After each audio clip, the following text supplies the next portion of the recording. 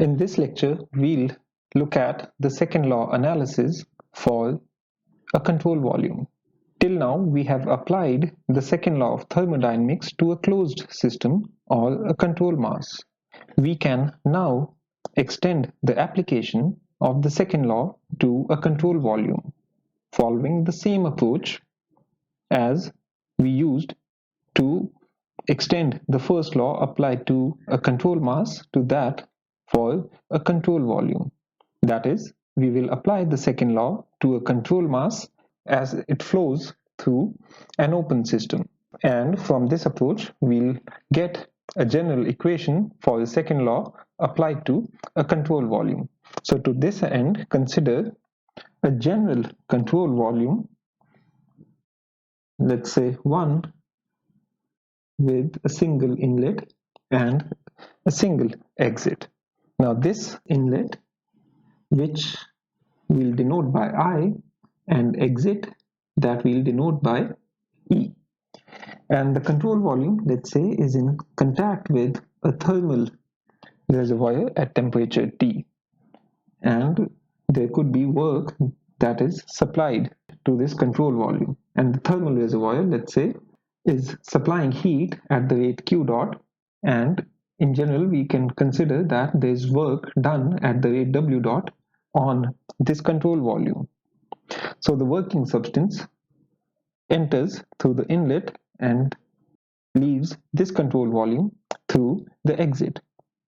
So the inlet conditions and the exit conditions will denote by subscripts I and subscript E. Similar to our discussion of the first law for the control volume, we'll consider that we have a control mass that flows through this control volume. So let's say that at time t, the boundary of the control mass at the inlet is over here, while that of the exit is touching the control surface. So the control surface is the boundary of the control volume. Let's say this.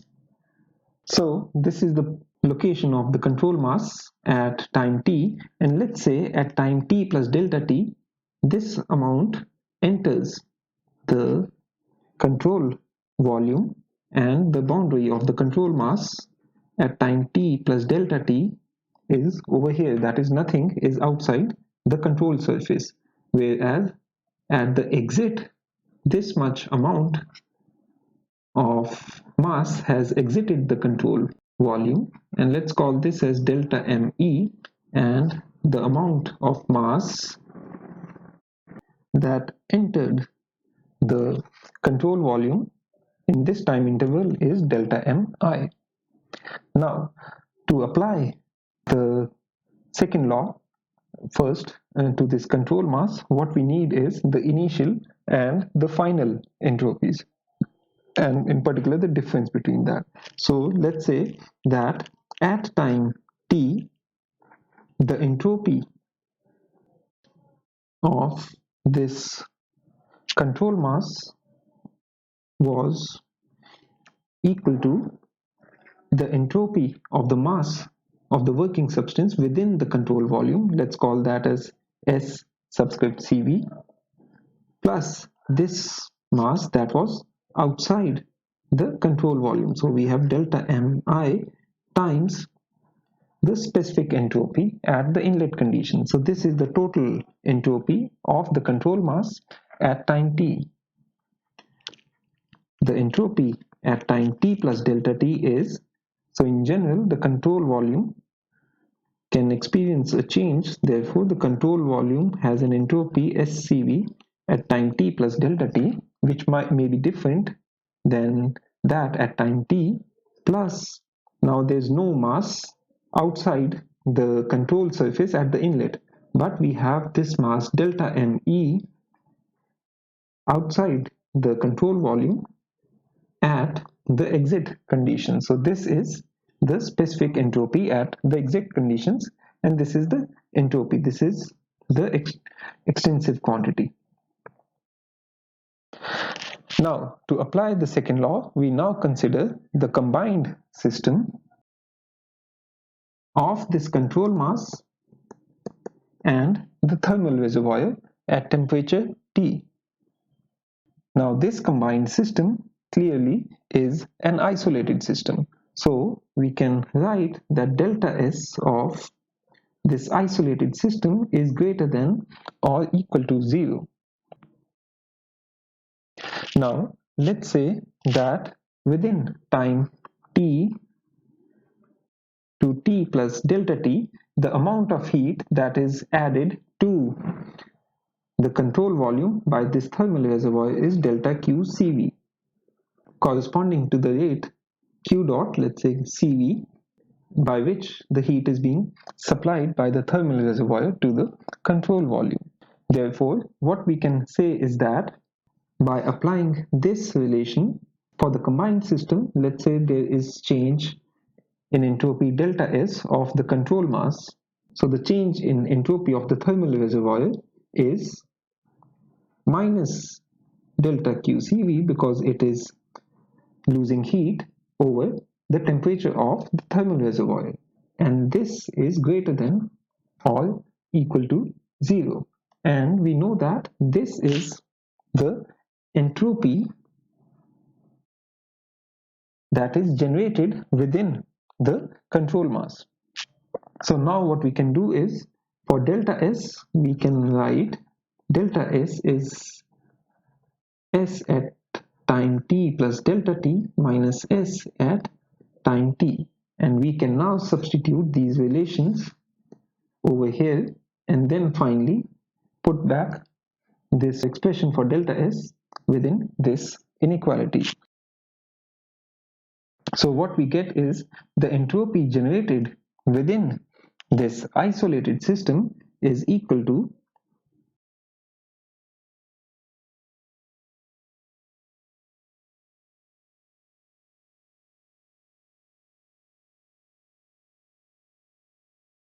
this expression, and this is greater than or equal to 0.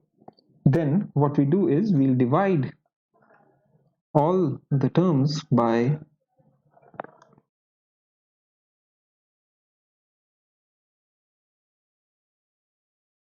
delta t and take the limit of delta t tending to 0. So this gives us this equation that the rate of entropy generation within this combined system is equal to the rate of change of entropy within the control volume plus the entropy that is exiting the system through exit minus entropy that is entering the system, and Q dot Cv over T, and this is greater than equal to 0. If you rearrange the terms in this equation, then this equation would make more sense. So let's write this as this. That is, the rate at which entropy within the control volume is changing is equal to the rate at which entropy is entering the control volume due to mass flow into the control volume minus the entropy that is leaving the control volume due to the exit of mass plus the entropy flux from the thermal reservoir because there's heat transfer to the control volume at temperature T plus the entropy that is generated, and this is greater than or equal to 0. So note that in general we may have different thermal reservoirs at different locations, so we can add summation over here, and this is due to heat being transferred to the control volume at different locations, and we may have different inlets and more than one exits. So this is the general equation for the second law applied to a control volume with the condition that the entropy generated is greater than or equal to 0. Note that in this derivation we have considered that heat is transferred by a thermal reservoir in thermal contact with the control volume. Therefore, whatever entropy that is being generated is within the control volume. Sometimes you would have a situation in practical cases that there is a control volume and the thermal reservoir is away from this control volume and there is heat being transferred.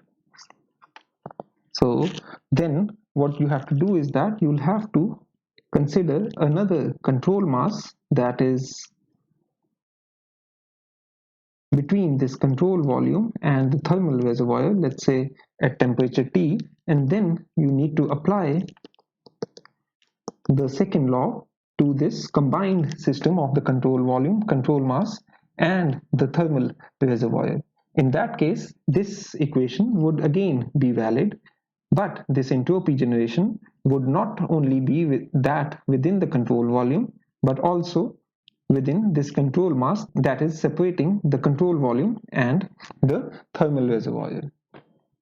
So now that we have derived this general equation for the second law and more generally for multiple inlets and exits and heat being transferred at different temperatures at different locations in the control volume. So this is the more general form of the second law applied to a control volume, along with this condition that entropy generation is greater than or equal to 0. We can now consider various simplifications of this equation applied to engineering equipment. And as we have seen for the second law, whenever we have this equality that entropy generation is equal to 0, equality holds only for a reversible process, and for irreversible process we have a strict inequality. So now let's look at simplification of this equation. So the first simplification is that for a steady state process. So if you have a steady flow process, then there is no change in entropy of the control volume within the system because the state of the substance within the control volume remains the same. So therefore there should be no change of entropy within the control volume even though the process is irreversible. If the state of the substance within the control volume remains the same at various locations, then the entropy within the control volume is not going to change. And let's say then what you have is this term would be 0, and what we'll get is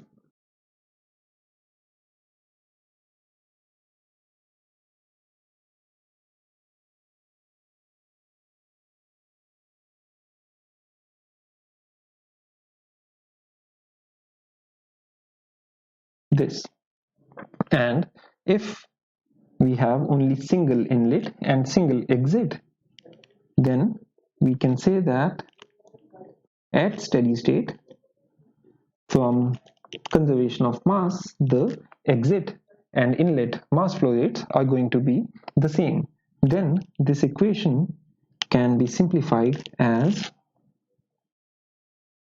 m dot times the difference in the specific entropy at the exit and the inlet conditions will be equal to the entropy fluxes plus the entropy that is being generated.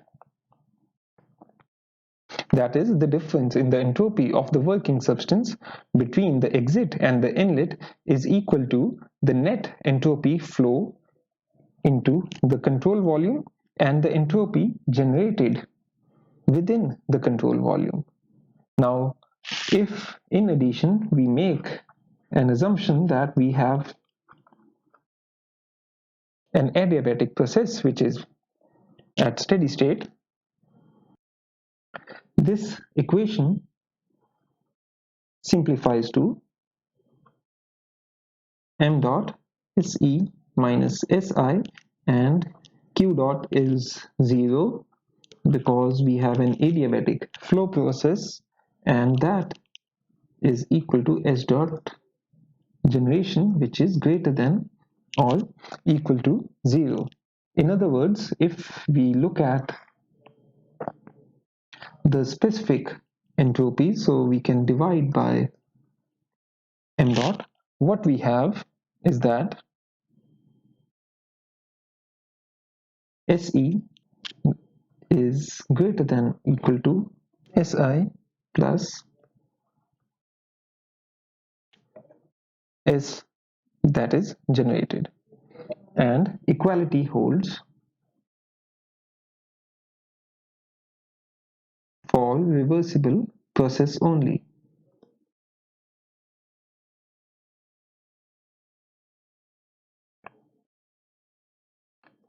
That means if we have a reversible process, then the specific entropy at the inlet and the exit conditions would be the same. Now let's consider an example application of this equation.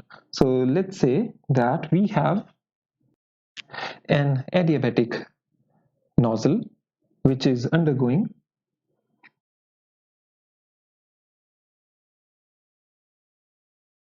a reversible flow of an ideal gas.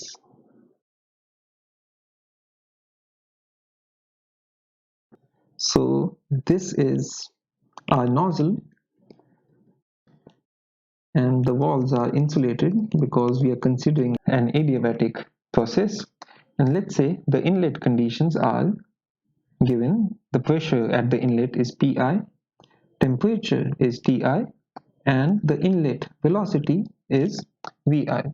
And at the exit, the pressure is Pe, and that is the pressure to which we are expanding this gas reversibly and adiabatically in this nozzle. So the question is, what is the exit velocity, that is, let's say VE, of the gas if it were to expand in a reversible adiabatic fashion through this nozzle. So first we note that from the conservation of mass, the mass flow of the gas at the inlet and the exit is same, and we've seen earlier that in the nozzle, if we apply the first law, what we get is that the stagnation enthalpy remains the same at the inlet and the exit. That means we have this condition. And if the gas is ideal, and in addition, let's assume the heat capacity to be constant, that is, the gas is calorically perfect, we can write this equation as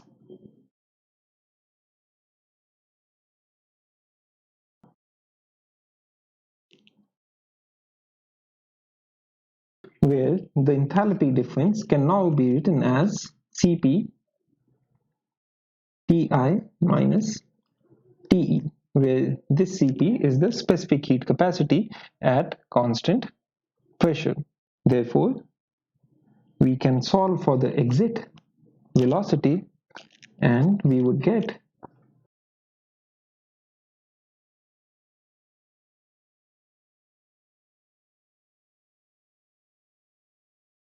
this particular relation.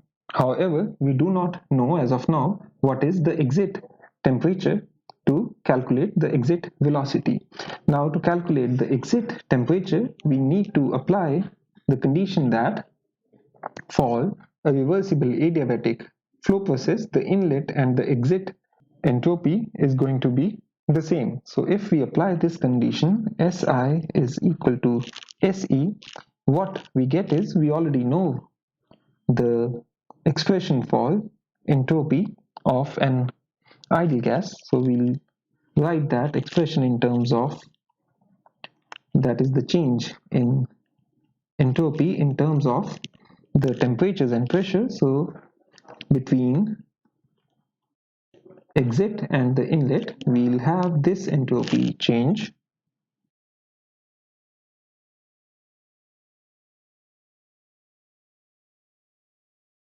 And we are saying that for a reversible adiabatic process, this should be equal to 0. So what we can do now is we can write Cp as gamma R over gamma minus 1, where R is the gas constant. So if you solve now, you can write this as log of Te over Ti raised to power gamma over gamma minus 1 is equal to log of Pe over Pi. Therefore, we can write the exit temperature is equal to inlet temperature times this ratio Pe over Ti raised to power gamma minus 1 over gamma. So clearly the exit temperature is going to be less than the inlet temperature. Now note that in general, if the process was not reversible, so in general this would have been an inequality where equality would only be for a reversible process, and this is what we would have got. But for the reversible process, we have an equality. So once we know that the temperature at the exit for this reversible process is equal to this quantity, then we can plug it back over here to get the exit velocity, and that would be equal to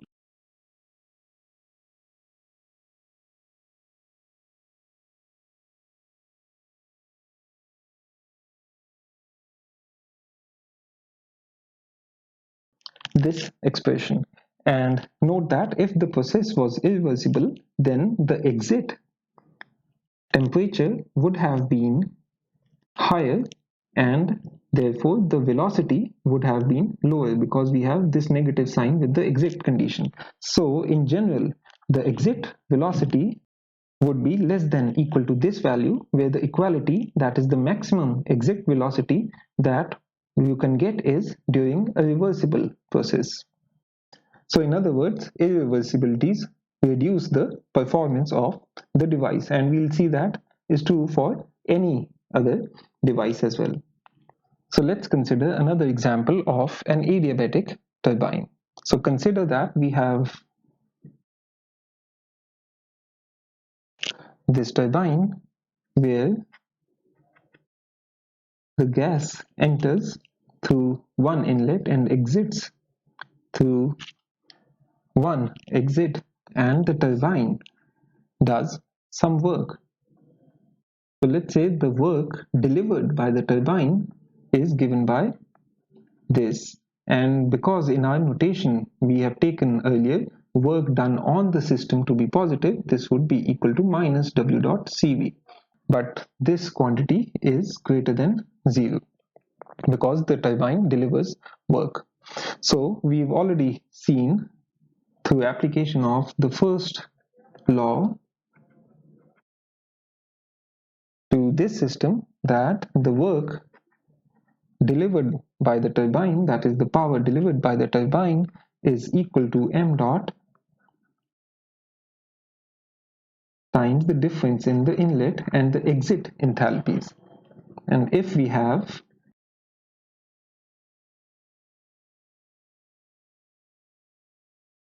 an ideal gas as the working substance with constant heat capacity, we would get m dot times the specific heat capacity at constant pressure times the difference between the temperature at the inlet and the temperature at the exit. And here we have ignored the potential and the kinetic energy changes, which are typically very small compared with the change in enthalpy. To find the amount of work we need, let's say you have the inlet conditions, we need to find the exit temperature. So we can apply this condition that in general the exit entropy, the specific entropy, would be greater than equal to the entropy of the substance, that is at the inlet conditions, and this is for an adiabatic flow process only. So again, we are going to get, as we have got in this example of the nozzle, we'll get that the exit temperature is greater than or equal to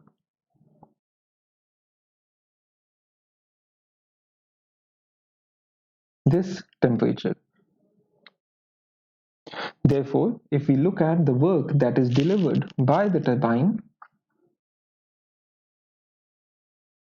which is a positive quantity, is equal to m dot Cp Ti minus Te. So substituting this temperature over here, we see that this is less than or equal to m dot Cp Ti 1 minus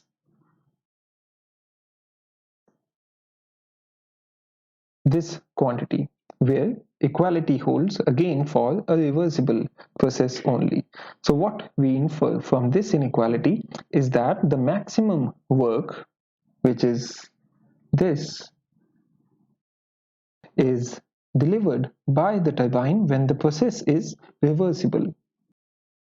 Again, like in the previous example, we get that for these equipment, the best performance is attained when we have a reversible process or there are no irreversibilities. And similarly, we can show that for a compressor, if we have a compressor, the compressor would consume the least amount of power to operate while working reversibly. If there are irreversibilities, the compressor is going to take in more work input. So all of this is a consequence of the second law. So we've already seen earlier that an irreversible heat engine has lower efficiency than a reversible heat engine. In other words, we can also say that the COP of a reversible refrigerator will always be higher than that of an irreversible refrigerator. So whenever a system undergoes a reversible process or a device executes a reversible process, it would have the best performance. This brings us to the concept of isentropic efficiency. So turbines and compressors are intended to work adiabatically. Because the best performance of these devices are achieved during a reversible process, we can say that for these devices, that the best performance is during reversible adiabatic processes, which is an isentropic process. Therefore, the performance of these devices can be benchmarked against the ideal performance during an isentropic process. And this comparison yields the concept of isentropic efficiency. For example, if you have a turbine, you can define its isentropic efficiency by the ratio of the work delivered by a real turbine over the work or the rate of work, that is power delivered by an isentropic turbine. And that's because the power delivered by a real turbine would be less than the power that is delivered by an isentropic turbine. Similarly, for a compressor, the isentropic efficiency of a compressor can be defined as, because the work input to an isentropic compressor would be less than that required to operate a real compressor. So this is how we define the isentropic efficiency of a compressor. That is the work input to an isentropic compressor divided by the work input required to operate a real compressor. Now note that these devices, the turbine and the compressor, they execute a process, and these devices do not operate in a cycle. Therefore, Carnot efficiency has no relevance to these processes, and the efficiency of these devices is not limited by the Carnot efficiency. In fact, large steam turbines for power plants have isentropic efficiencies of order 97%. However, the thermodynamic cycle, of which they are one of the component, have efficiencies that are limited by the Carnot efficiency, and typical efficiency of such cycles are 40 to 45%, and that efficiency is the thermal efficiency, and the efficiency over here that we have defined is called the isentropic efficiency. Next, we consider a transient flow process and apply the general equation for the second law applied to a control volume for a simple transient process. So for this analysis, we make similar assumptions that we made during the first law applied to a control volume. That is, the state of the substance within the control volume may change with time, but the state of the substance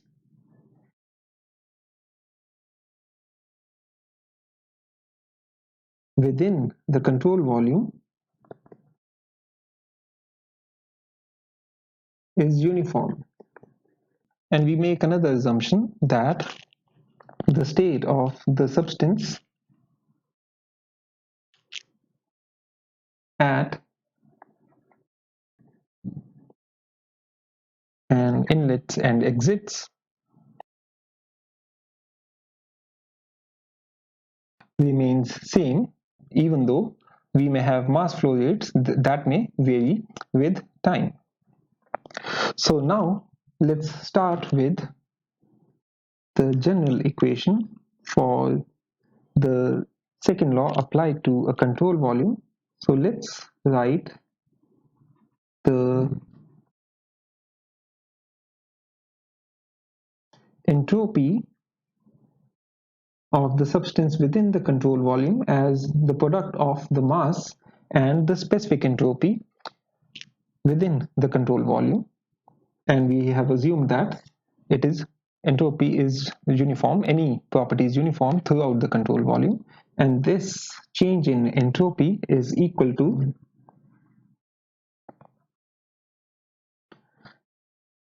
the flux of entropy due to mass flux into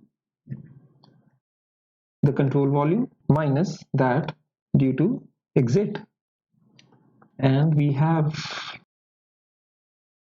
the entropy flux is due to the heat transfer and entropy generation terms. And from the second part of the second law, we know that S dot generation should be greater than equal to 0. Now let's say we integrate this equation over, let's say, time t, and we'll have these integrals, and then this term would become the entropy that is generated, let's say, if you go from state 1 to state 2. Upon integration, we will get, so this left hand side would simplify to m2s2, that is mass of the substance within the control volume at state 2 times the specific entropy at state 2 within the control volume minus that at the initial condition. So this is for the control volume, is equal to the entropy that has been brought in by mass flow into the control volume minus the entropy that has been removed due to the mass exit from the control volume, plus, so we can write this summation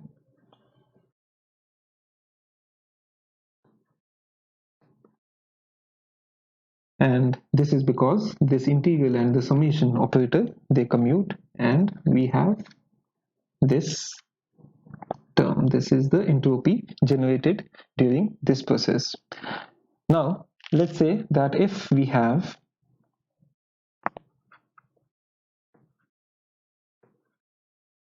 an adiabatic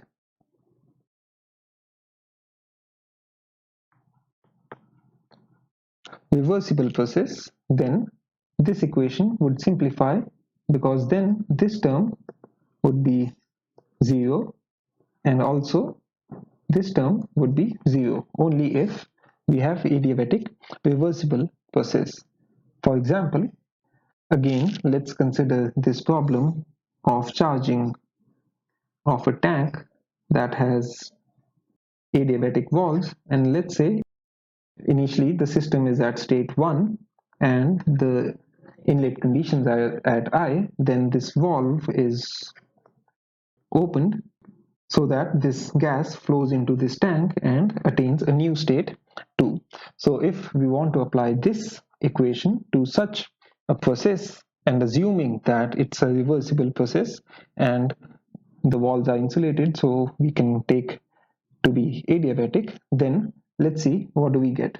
So first we need to apply the principle of conservation of mass.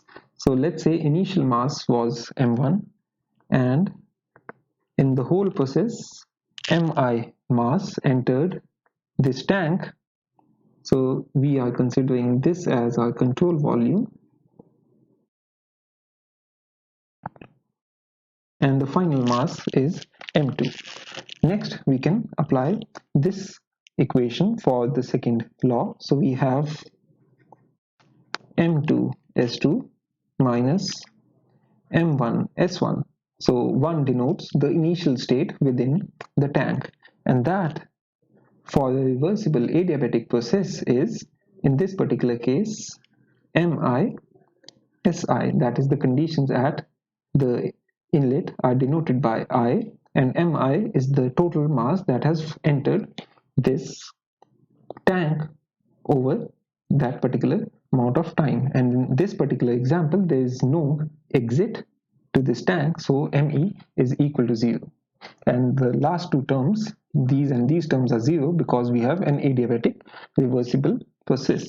So now we can substitute the relation for m2 over here. So what we get is m1 plus mi times s2 is equal to m1 s1 plus mi si.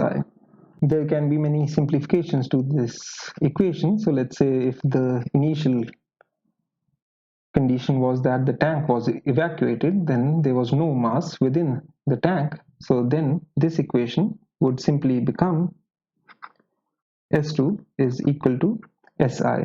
Similarly, let's say if there was some mass within the tank, but it was at the inlet conditions, again, if you apply this equation, if S1 is equal to Si, again you would get is S2 is equal to S1, which we have taken to be Si. So this is how you can apply the second law applied to a control volume to analyze a transient process under the assumptions that we have made.